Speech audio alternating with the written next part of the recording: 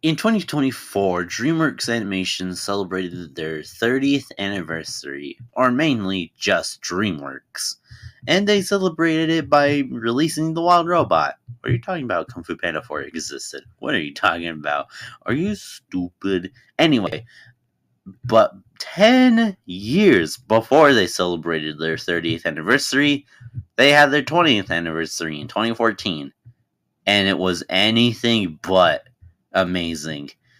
So today, we're going to talk about why DreamWorks' 20th anniversary ended up being a disaster. So, let's talk about it. Ready? Go!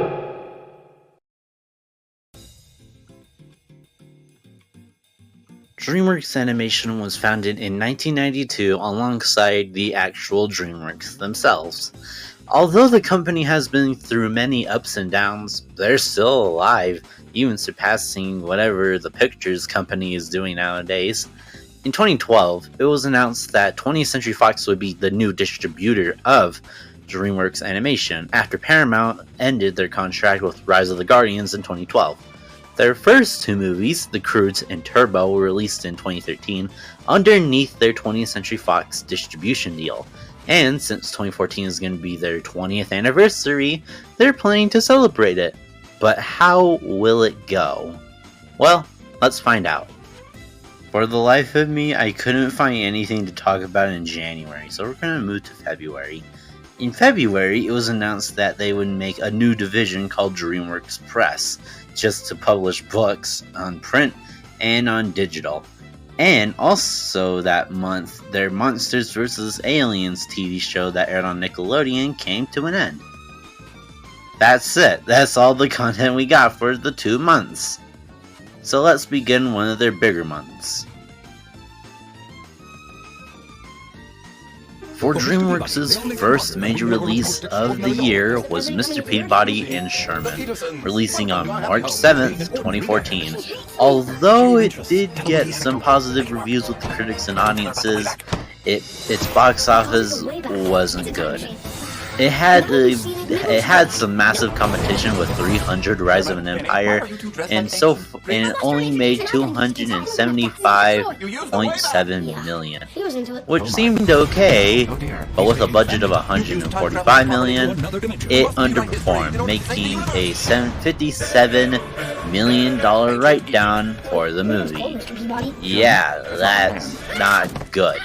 Also in March, a short film premiered in front of Mr. Peabody and Sherman called Almost Home, which is basically just a promotion of one of their movies that they're working on, Home. Not much happened in the news. Sure, the Almost Home short film did play in front of all things 302, but I do want to take a moment to talk about the short film, because it's actually a prequel short to one of their upcoming movies, Home, which was slated for a release in November 2014. However, next month, something actually happened. We will never find.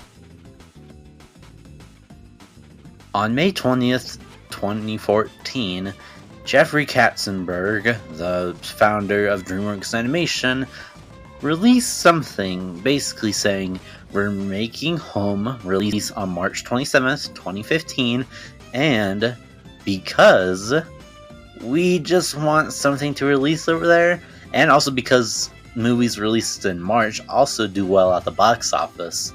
So Home got delayed to March of 2015. Who's taking that November 2014 date? The Penguins of Madagascar movie. It was in the works, and then I guess it was farther ahead, so I don't know, they're just doing that, I guess. So with Home gone, they're just gonna be with Penguins in November. Hopefully next month it'll be busy, and it is busy. In June, DreamWorks' second movie released in theaters, How to Train Your Dragon 2, a sequel to How to Train Your Dragon from 2010, which released in theaters on June 13th, 2014. And unlike Mr. Peabody and Sherman, it actually made a decent amount of money, making $618.9 million worldwide, Although it had some competition like Edge of Tomorrow and 22 Jump Street, it still did profitable enough to get DreamWorks a win.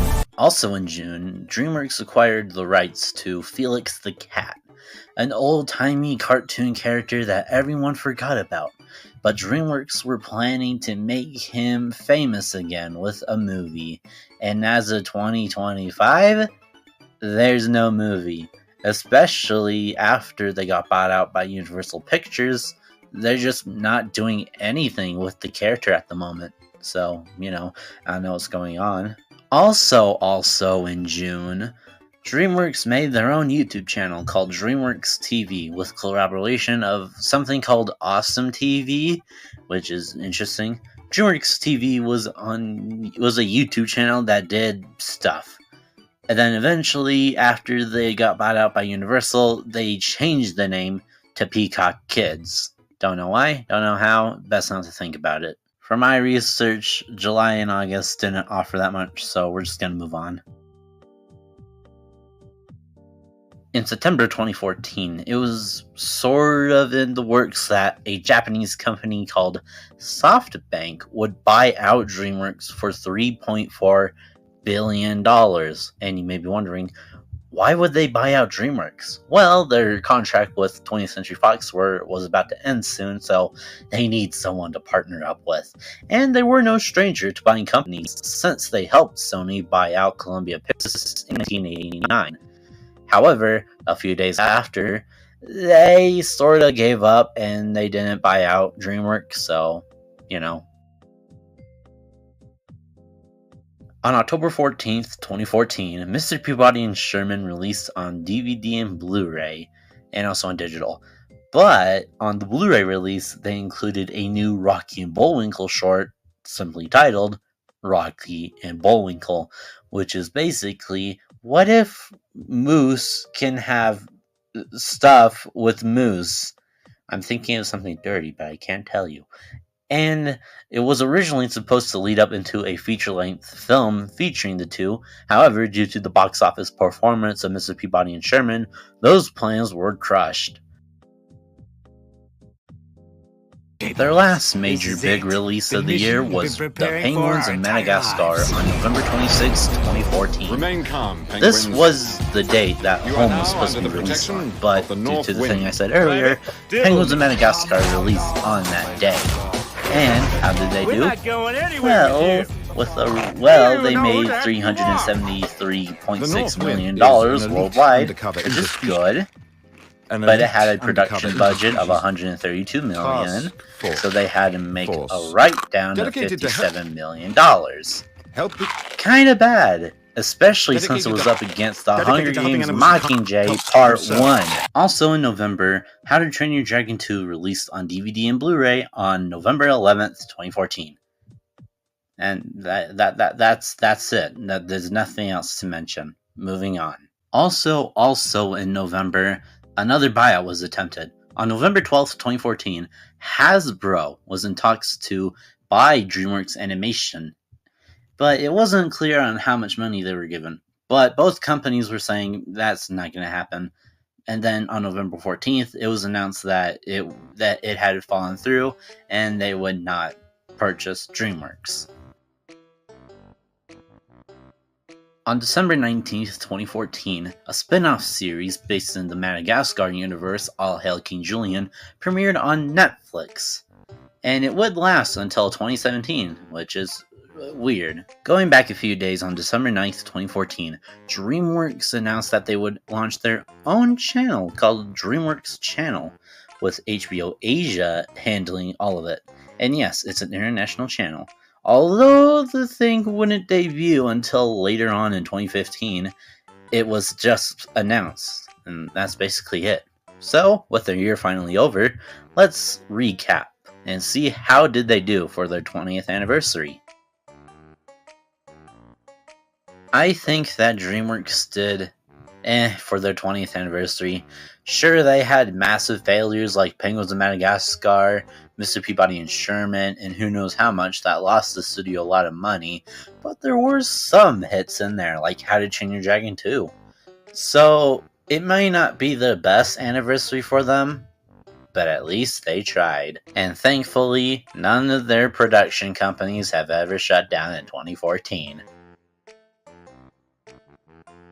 On January 22nd, 2015, Pacific Data Images, one of the leading animation studios of DreamWorks, had shut down due to the box office underperformance of Mr. Peabody and Sherman and Penguins of Madagascar, cutting off 500 jobs out of office. Whoops. Failure.